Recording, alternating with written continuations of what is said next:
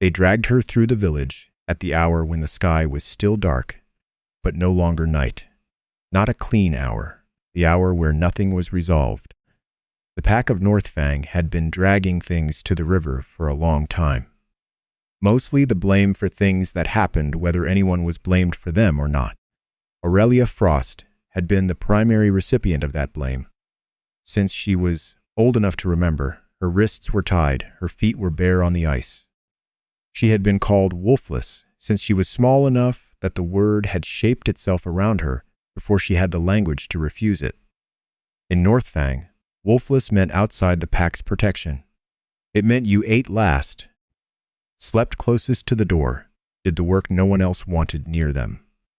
It meant that when the winter was bad, and the winters had been getting steadily worse for years, there was always someone to point to, someone whose absence the pack could imagine and call it an offering.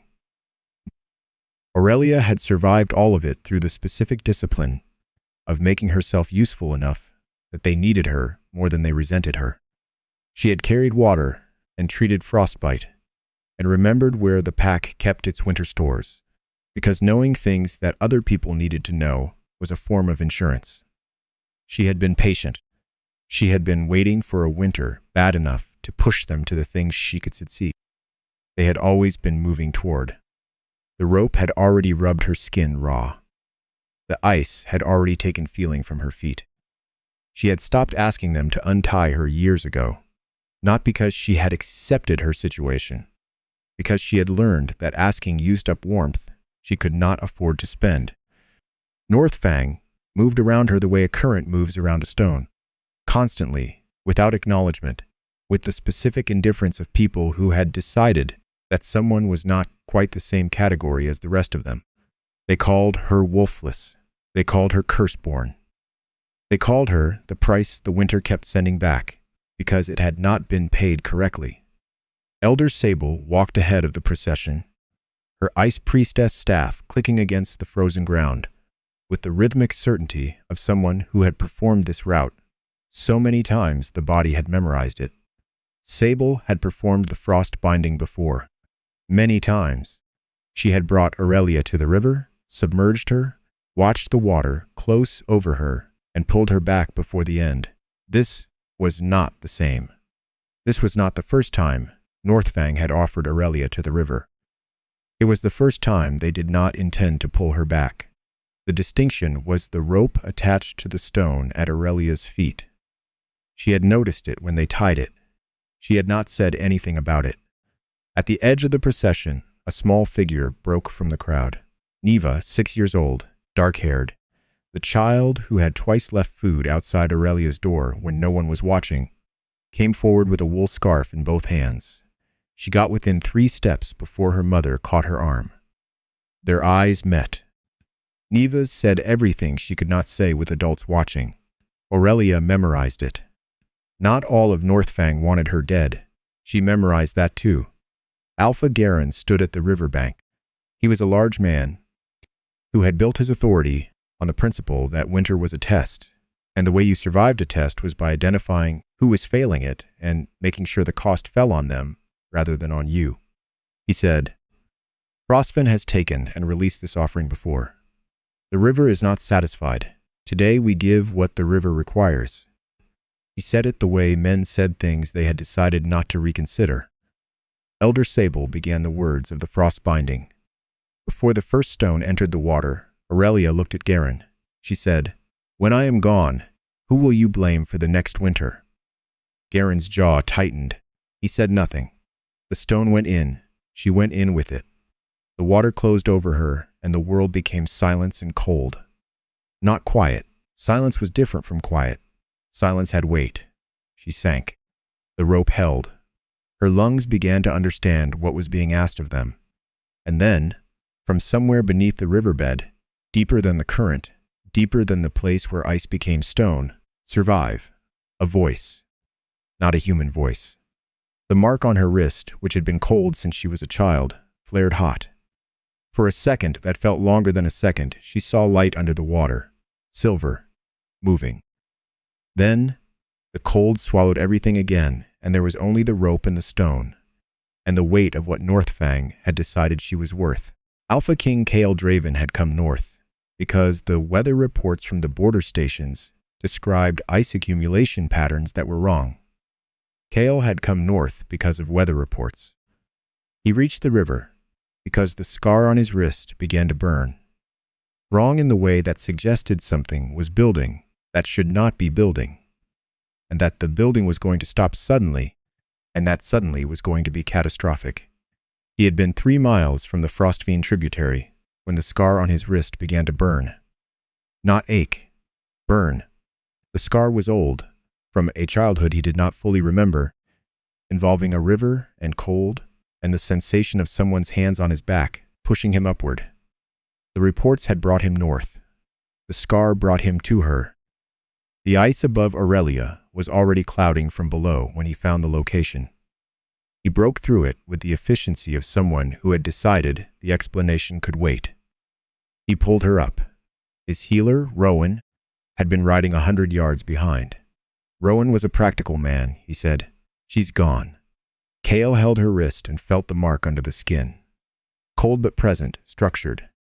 A pattern he recognized, because a version of it had been on his own wrist once, and had vanished the same morning he had woken up on the riverbank, with his lungs full of ice water and no memory of who had pulled him out.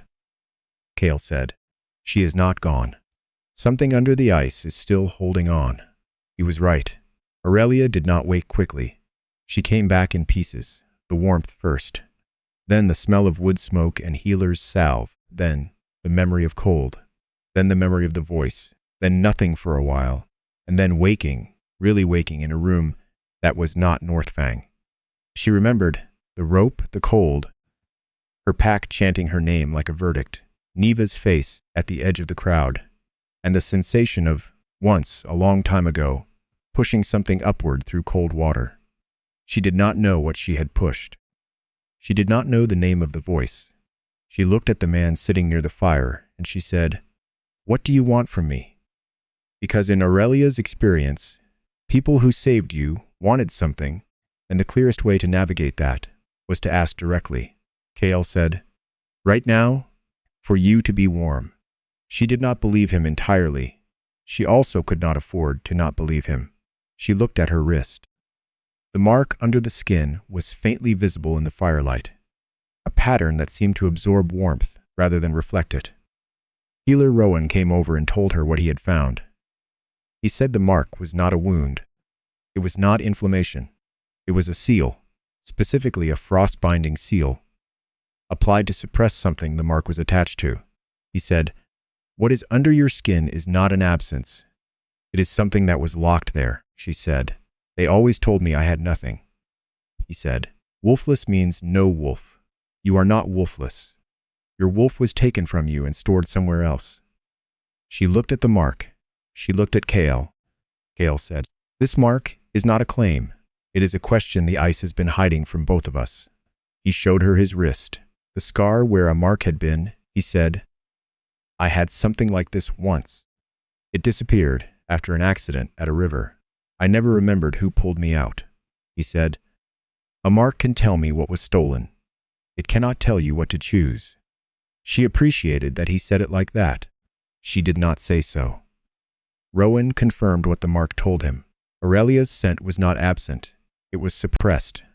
A wolf that was truly not there did not leave this kind of trace. What Aurelia had was a wolf that had been locked beneath a physical seal in a physical location, and the location was Frostvein. She said, "I heard a voice under the water. It said, 'Survive.'" Rowan said only wolves spoke that way to their bonded person. Only the wolf attached to a person's specific bloodline knew to use that register. Kael was quiet. He was thinking about a childhood afternoon he could only access in fragments. It was not the only thing lost from that period. He had been 7. He had been at the northern estate because his father had taken a meeting there, and children were brought along to diplomatic meetings the way furniture was brought along, to fill space and demonstrate stability. He had gotten too close to the Frostvein tributary. The ice had been thinner than it looked. He had gone through it before he understood what was happening. He remembered cold. He remembered the specific impossibility of which way was up when the cold had gotten into his thinking. He remembered something arriving from below. He remembered the surface. He remembered waking up on the bank with ice in his lungs, and no one who could explain what had pulled him out. The mark on his wrist, which the court healers had called a faint mate sign too early to read, had been gone by morning. He had never connected those two things. He was connecting them now. The memory returned in pieces. Cold water, a surface he could not reach, hands on his back, not hands, paws, a white light beneath the ice. The specific animal panic of a wolf too young to control its own instincts, giving too much of itself to pull a drowning boy to safety. He said, "There is an ice shrine near the southern bend of Frostvein." The old pack elder sites had record-keeping built into the ice itself. If Northfang documented what they did, it would be there. Aurelia said, "If wolf of mine is buried in that river, I am not going to find it sitting in your warm room." He said, "I know." He said, "I'll go with you, not ahead of you." She considered him. She said, "All right." The ice shrine held what it held. The records were old but intact. Ice preserved things that paper did not. Kael read the outer panels. Aurelia read the inner ones. The inner records were in Elder Sable's hand. One entry, dated to the year Kael had almost drowned, read, "The girl who carried the royal mark must be kept beneath the river. If the wolf surfaces, the truth surfaces. If the truth surfaces, the pack loses its explanation for every winter it survived by taking from her." Aurelia set her hand on the ice beside the inscription. She read it again. She read it again after that. There was a specific experience of reading something that confirmed what you had always been told was not real, and discovering that not only was it real, but it had been documented, maintained as a record, and kept in a location specifically chosen for its durability. The lie had not been careless. It had been archived, which meant the people who had created it had known it needed to survive them, which meant they had planned for her outlasting the lie. They had prepared for her to find it. They had decided the preparation for her finding it was keeping it somewhere she could not access. She thought about every winter she had spent being called the reason for the cold. She thought about every ritual she had endured and survived, and called herself fortunate to have survived. She touched the ice again, not to reread the words, but to confirm that they had truly been written. The river had not erased the truth. It had preserved it in the only language Northfang was afraid to read. She said, "They knew. All of them." Kael said, "Not all of them." He was thinking about the child with the wool scarf. So was she. Garen and Sable arrived at the border station 2 days later.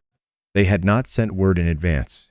Garen did not send word when he intended to make a demand. He came in person because in person was harder to refuse and harder to record, and gave him the option of retreating to a different interpretation of what he had said if the reception was not what he had planned for. Been governing Northfang on those principles for a long time. They had worked for a long time, not with messengers, with 12 pack members. Garen had the expression of someone who had made a political calculation and was committed to its terms.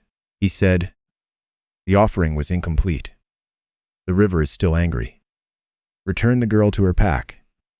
Aurelia was standing in the doorway when he said it. She was no longer wearing the clothes they had put her in for the ritual. She was wearing her own things. A gray coat, practical boots, her hair pulled back. She looked like someone who had made several decisions recently. Garen looked at her and adjusted his phrasing. He said, "A pack survives because someone pays the winter's price." Aurelia said, "No. A pack survives because it stops calling murder a price." She said it clearly, not loudly, in the voice of someone who had spent a long time thinking about exactly this thing and was now prepared to say it exactly once. She said, "If I am wolfless, why have you always been afraid of me standing near the river?" Sable said nothing. Garen said, "You are a danger to," Aurelia said. "Answer the question." Sable still said nothing. She had spent 40 years making choices about what to say and what to seal. The silence was its own kind of answer. Rowan came out with the ice record copies. Kael stood beside him. The 12 pack members looked at the copies. One of them, a woman in the middle who had not been at the front of the procession, looked at Garen with an expression that said she had suspected something and was now in the process of finding out she had been right. The sound of the first major crack in the Frostvein ice reached them from the north. Then another. Then a sound like something very large and very old, releasing a pressure it had been containing for a long time. The litter of snow from the upper ridges began. Not a storm. A controlled collapse of something built wrong. Neva's mother came running across the frozen field from the direction of the village. She was carrying Neva. She was not running toward Northfang. She was running toward the border station. Behind her, the snow line was moving. The collapse was not going to stop on its own. Rowan said, that the frost-binding sealing fentress had been creating pressure in the river for years. Every ritual that was supposed to relieve the pressure had instead added to it. Northfang had been performing a ritual to keep the winter quiet by keeping Aurelia's wolf quiet. And the ritual had been making the winter louder every year. Kael said he could use his wolf against the ridge. He said it knowing it would not be enough. He said it because kings were trained to offer what they had even when they could see it falling short. Aurelia said, "You saved my body from the river, but my wolf has to hear my voice. Not your command." He said, "I know." He said, "I will not turn the mark that found you into another chain." He stepped back. She went to the riverbank. The ice was cracked and uneven.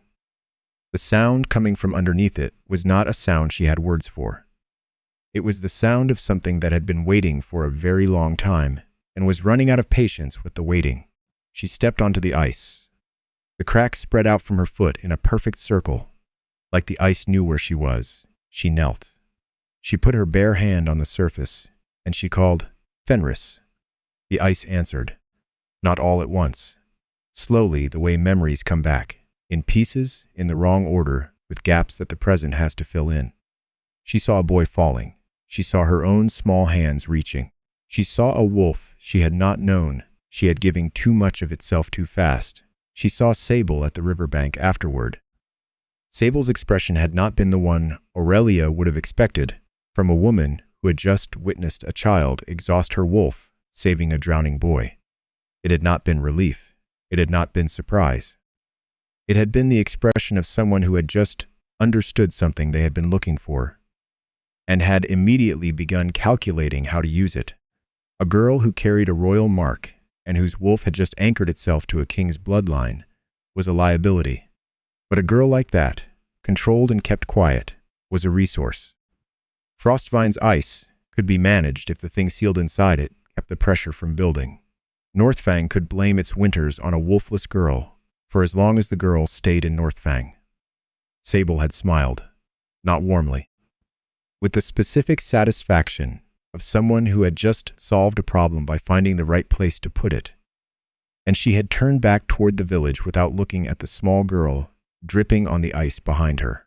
Aurelia remembered all of it now. She heard Fenris, close now. Not calm, not patient. Real, she said. "Come home, under the ice." Something moved. Not the current, not the settling of cracked flows. Something intentional. Something that had been oriented toward this moment for years and had finally been given permission to come toward it. The mark on Aurelia's wrist, lit in a way that was not painful. It was the opposite of pain. It was the feeling of something that had been wrong. For so long it had become normal, suddenly being right. The ice broke in a line from where her hand was to the center of the river. The wolf came up through the ice the way dawn comes through winter. Not gently, not with permission, but inevitably. Silver white, too large for what she had expected. Large in the way of something that had been growing in the dark and had not had a ceiling. It stood in the broken ice and looked at her. She looked back at it. She put her hand on the side of its face. She said, "I know. I'm sorry it took so long." Above them, the snow line stopped. Not because Fenris ordered it, because the pressure that had been building in the sealed parts of the river had somewhere to go now. The river did not become gentle. It simply stopped being forced to hold a scream that was never its own. Kael's wolf joined from the bank. The two wolves worked the ridgeline, the way water worked a crack, finding the places where the structure was wrong and letting the wrong parts fall before the right parts could be buried with them. The children got out. Neva got out. The section of the village, at the highest risk, lost 3 outbuildings and nothing else. Nobody died, which was not nothing, when the alternative had been everybody.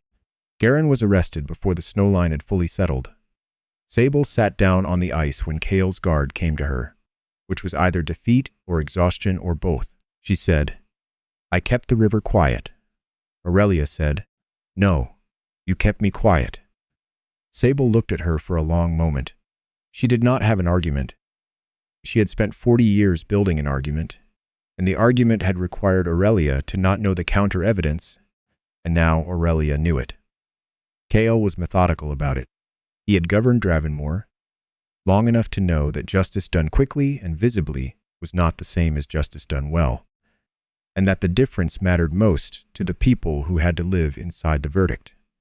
He had also governed long enough to know when to step back and let someone who knew the territory better than he did make the call. He said, "Tell me how you want this handled." Aurelia told him. She said the children needed to know the truth, but not in the language of accusation. She said the people who had been silenced needed to speak before the record was sealed. She said Garen and Sable needed to stand before a council that included at least one Northfang voice. Kael agreed to all of it. The proceedings against Garen and Sable covered administering unauthorized frost binding on a wolf, repeated endangerment through the ritual submersion, conspiracy to conceal a royal mark, inducing attempted killing under the guise of religious observance, and suppression of evidence spanning 4 decades. Kael said every person who had directly participated in the final offering would stand before the council. Aurelia said, "The people who stood at the shore and said nothing are different from the people who tied the rope.